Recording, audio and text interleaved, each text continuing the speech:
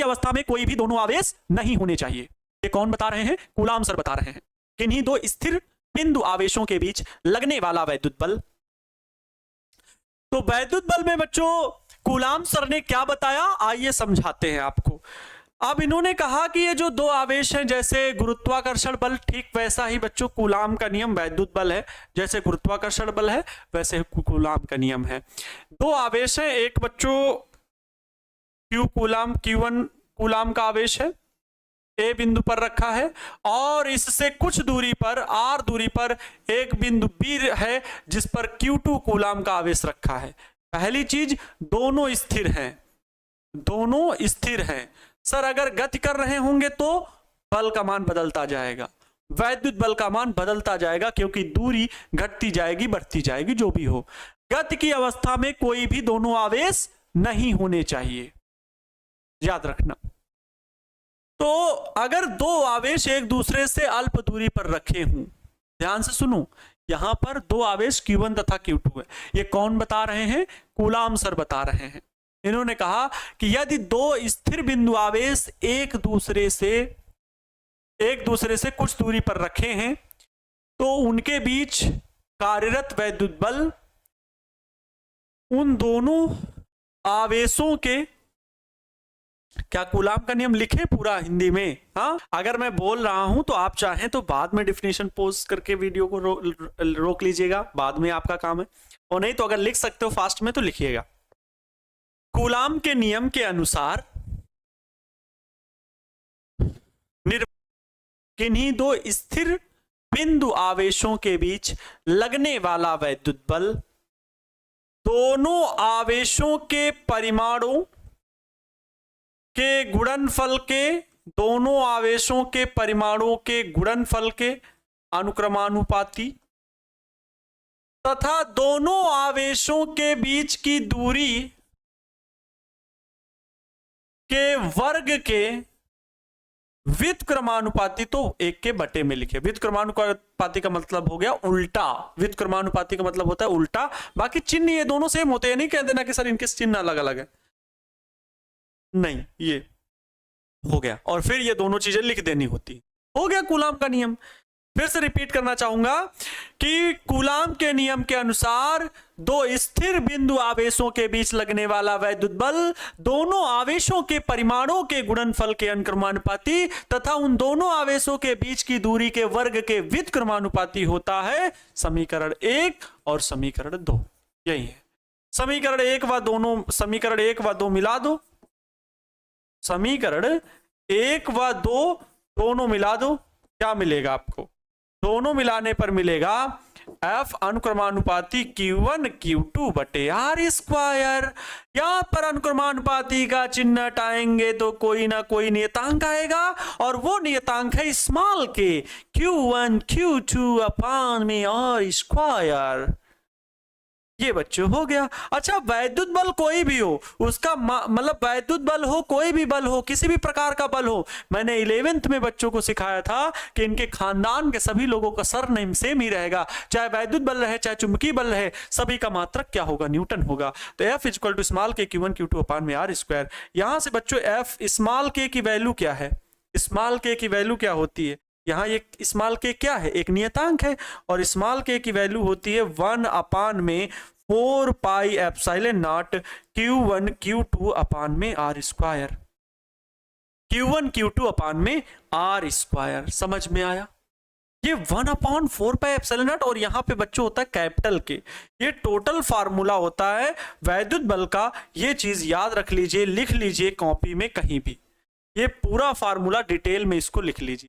अब फिर इसके बारे में बताते हैं, टोटल वैल्यू समझाते हैं, सब कुछ बताएंगे, एक एक बात बताएंगे। नहीं बताएंगे तो फिर क्या करोगे आप लोग? हमें ही कहोगे सर आपसे भी भरोसा उठ रहा है। 1 अपान 4 पाई एप्सिलॉन नॉट जो है यहां पर, इसकी स्मॉल के की वैल्यू है, स्मॉल के बराबर बच्चों है 1 अपान 4 पाई एप्सिलॉन नॉट। ठीक है। वायु के लिए अगर हम बात करें, इसका मान 9 गुणे 10 की घात 9 रहता है टोटल। ठीक है।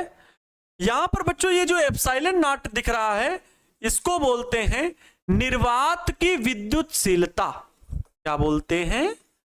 निर्वात की विद्युतशीलता बोलते हैं। निर्वात की विद्युतशीलता इंग्लिश में बोलते हैं permittivity of vacuum. Permittivity of vacuum. जो बच्चों निर्वात की विद्युतशीलता है ना, कई लोग इसमें प्रश्न रट लेते हैं और फिर मैंने उनसे कई बार जब बच्चों से पूछा कि विद्युतशीलता ठीक है, निर्वात की विद्युतशीलता होती है, ये विद्युतशीलता है क्या, इसका तो अर्थ बता दो मुझे। ये तो लिखा हुआ है किताब में, आगे की बात बताओ मुझे, विद्युतशीलता क्या है? सर निर्वात की विद्युतशीलता है एप्सिलॉन नॉट है। इतना ही पता है सर, हमारे गुरुजी ने इतना ही बताया है। तो विद्युतशीलता बच्चों होती है किसी वस्तु द्वारा, जब उसमें वैद्युत क्षेत्र बनाया जाता है तो उस वस्तु द्वारा उसे आवेशित जब किया जा रहा है तो आवेशित करने के विरोध करने की माप को बताता है। किसी वस्तु में विद्युत क्षेत्र उत्पन्न किए जाने पर उस वस्तु द्वारा विद्युत क्षेत्र का विरोध करने की माप को बताती है निर्वात की, वो विद्युतशीलता बताती है। तो निर्वात की विद्युतशीलता कितनी होती है? निर्वात की विद्युतशीलता होती है 8.85 × 10⁻⁻12। अब इसका मात्रक कितने लोग बताएंगे? मैं नहीं बताऊंगा ज्यादा, अरे एकदम नहीं, बताना ही नहीं है मुझे, कुछ भी कह लो बताएंगे ही नहीं, मार देंगे थप्पड़। ये क्या होगा बताओ? इसकी एप्सिलॉन नॉट का मात्रक, एप्सिलॉन नॉट को यहां भेज दो और एफ को यहां भेज दो, तो ये 4 पाई के इन सब के कोई मात्रक नहीं है, केवल एप्सिलॉन नॉट को यहां भेजो, एफ यहां आ गया, तो ऊपर कूलाम कूलाम कूलाम स्क्वायर और नीचे ये एफ आएगा तो न्यूटन और ये आर मीटर स्क्वायर, तो ये बनेगा मात्रक क्या? कूलाम स्क्वायर प्रति न्यूटन मीटर स्क्वायर। चलो लिख लो, अब लिख लो, नहीं बहुत पीटेंगे हम, बहुत पीटेंगे, दांत खरखराक सब बाहर गिर जाएंगे। ये गलत जगह लिख दिए हैं? सही तो लिखा है भैया बाबू, कैपिटल के बाबू सही जगह पे लिखा हुआ है ना? अच्छा बताओ, 8.85 × 10⁻⁻12 कूलाम स्क्वायर प्रति न्यूटन मीटर स्क्वायर, इसकी विमा बताओ। कितने लोग एप्सिलॉन नॉट की विमा बताएंगे? एप्सिलॉन नॉट की विमा जल्दी बताओ। कूलाम की विमा कितनी होती है? 80 है ना? तो देखो 80 की पावर क्या लिखोगे? स्क्वायर है ना कूलाम स्क्वायर, तो 80 स्क्वायर बटे में न्यूटन। बल की विमा कितनी होती है?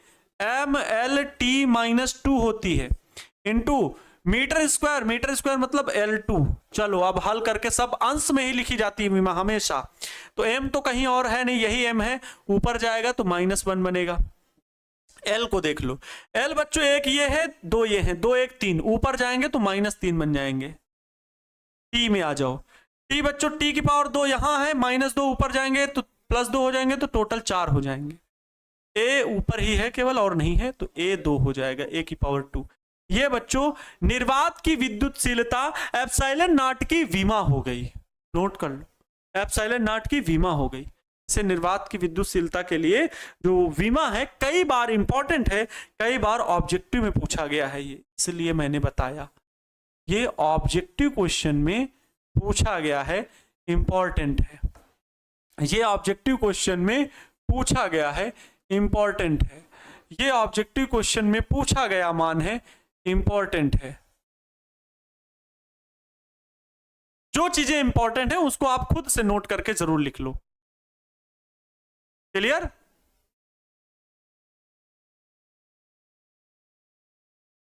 है ना?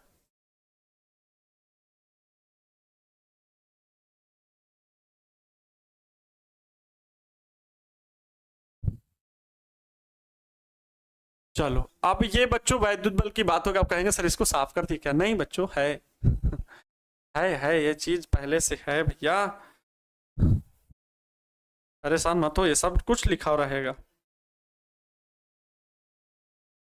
चलो हम बात किए अभी यहां पर वैद्युत बल की, ये पूरा कूलाम का नियम आपको समझा दिए, जहां पर एप्सिलॉन नॉट क्या है वो मैंने आपको बता दिया है ना? कूलाम का नियम क्या है वो मैंने आपको बता दिया है। एक सेकंड बच्चों, एक सेकंड। ये करने की इतना ज़्यादा ज़रूरत ही नहीं थी, पास है पेज। चलो ध्यान से देखेंगे आगे। एप्सिलॉन नॉट की वैल्यू तो पता चल गई। ये जो कैपिटल के है ये क्या होता है, कैपिटल के, इसके बारे में बताइए। तो यहां पर बता देते हैं आपको कि यहां कैपिटल के बराबर है माध्यम का परावैद्युतांक। माध्यम का परावैद्युतांक है, क्या है, माध्यम का परावैद्युतांक। इसे बच्चों आपेक्षिक परावैद्युतांक भी बोलते हैं। इसे क्या बोलते हैं, आपेक्षिक परावैद्युतांक बोलते हैं। आपेक्षिक परावैद्युतांक बोलते हैं, या कह लो आपेक्षिक विद्युतशीलता बोलते हैं। आपेक्षिक विद्युतशीलता बोलते हैं। ये जो कैपिटल के है इसे आपेक्षिक विद्युतशीलता, मतलब बच्चों ये एप्सिलॉन का चिन्ह है। अच्छा ये कुछ बच्चे नहीं समझ पाए होंगे, ये अरे भैया इसको क्या बोलते हैं सर, वो नहीं समझ पाए हम। बच्चों ये जो हम बोल रहे हैं शब्द, ये है एप्सिलॉन, लिख लो। एप्सिलॉन की पता लगे ऊट पटांग उच्चारण करो, और अगर जीरो लिखा हुआ है तो जीरो बोलो या नॉट बोलो, कोई दिक्कत नहीं है। एप्सिलॉन जीरो, ठीक है, एप्सिलॉन जीरो, कोई बात नहीं, लिखो, लेकिन याद रहे कि ऊट पटांग उच्चारण करो। तो ये एप्सिलॉन आर बच्चों बोलते हैं रिलेटिव परमिटिविटी के बराबर होता है माध्यम की विद्युतशीलता बटे निर्वात की विद्युतशीलता। ये के का मान होता है बच्चों, या एप्सिलॉन आर का मान होता है, दोनों ही बराबर है, दोनों ही कह सकते हो बच्चों। इसका जो मान होता है ना, के का मान, ये के का मान परावैद्युत पदार्थों के लिए 1 से अधिक होता है। के का मान सदैव कितना होता है, 1 से अधिक होता है, सदैव 1 से अधिक होता है, याद रखो, सदैव 1 से अधिक होता है, सदैव 1 से अधिक होता है। वायु के लिए के बराबर कितना होता है, कौन बताएगा? वायु के लिए या निर्वात के लिए तो के बराबर 1 होता है। इसके बाद सबका मान 1 से अधिक होता है, जैसे जल के लिए 80 होता है। अगर हम धातुओं के लिए बात करें, धातुओं के लिए के का मान अनंत होता है, यह ऑब्जेक्टिव क्वेश्चन में पूछा गया है। धातुओं के लिए के का मान जो होता है बच्चों वो अनंत होता है। क्या होता है? इन्फिनिटी, अनंत होता है। धातुओं के लिए के का मान अनंत होता है। ये इंपॉर्टेंट बातों को आप नोट करके लिख लीजिएगा, इन फार्मूलों को नोट करके लिख लीजिएगा, जरूरी है, आपके एग्जाम में मदद करेंगे।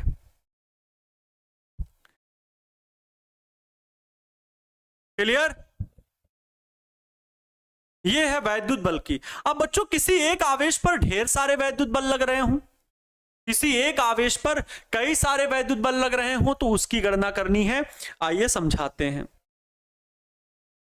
ठीक है।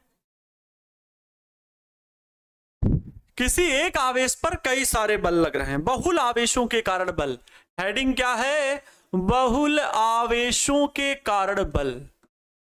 बहुल आवेशों के कारण बल, बहुल आवेशों के कारण बल। अब बहुल आवेशों के कारण बल कितना?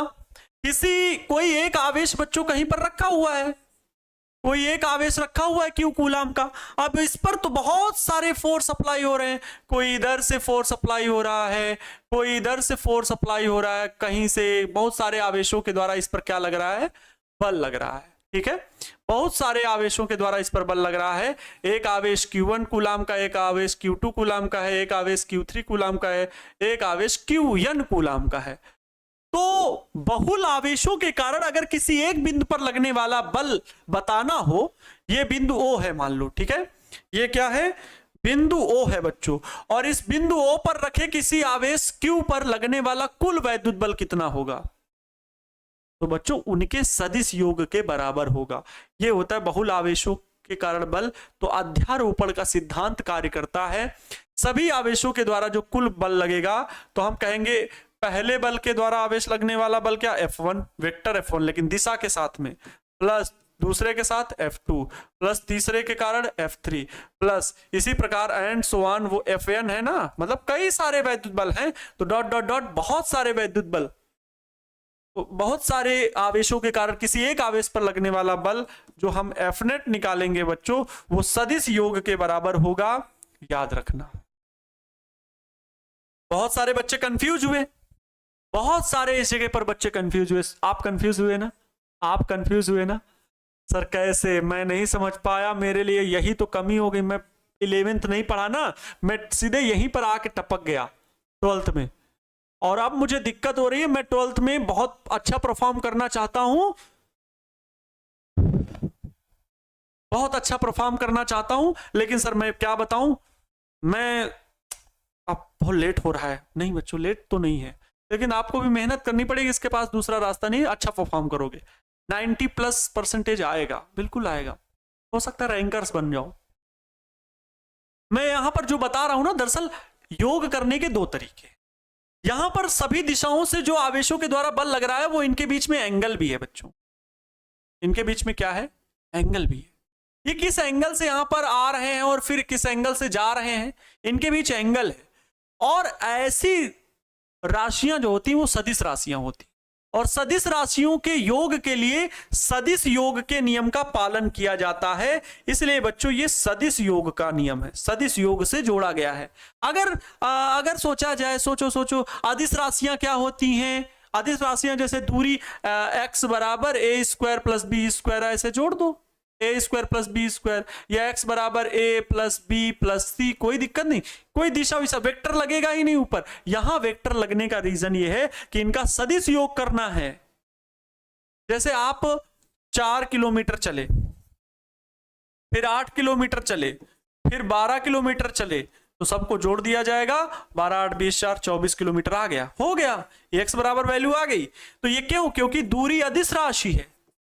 दूरी क्या है बच्चों, अदिश राशि है। लेकिन वहीं कहीं पर अगर वेक्टर लगा हुआ है, सदिश योग है, तो फिर ये रूल नहीं फॉलो होंगे, तो फिर ये रूल फॉलो नहीं होंगे, ये अदिश रूप में हो गया, ये अदिश योग कहलाएगा। इसे क्या कहा जाएगा, x बराबर लिखा हुआ है तो ये अदिश योग होगा बच्चों, अदिश योग होगा, क्योंकि ये हमने क्या माना है, ये दूरी है, a b c क्या है, सब दूरी है, और दूरी अदिश राशियां होती, लेकिन बल सदिश राशि। और सदिश राशि का जो योग होता है वो निकलता है किससे, अगर 2 बलों का सदिश योग निकालें तो F बराबर निकलता है √ में F1² + F2² + 2F1 F2 cos theta, 2F1 F2 cos theta, ऐसे निकालते हैं।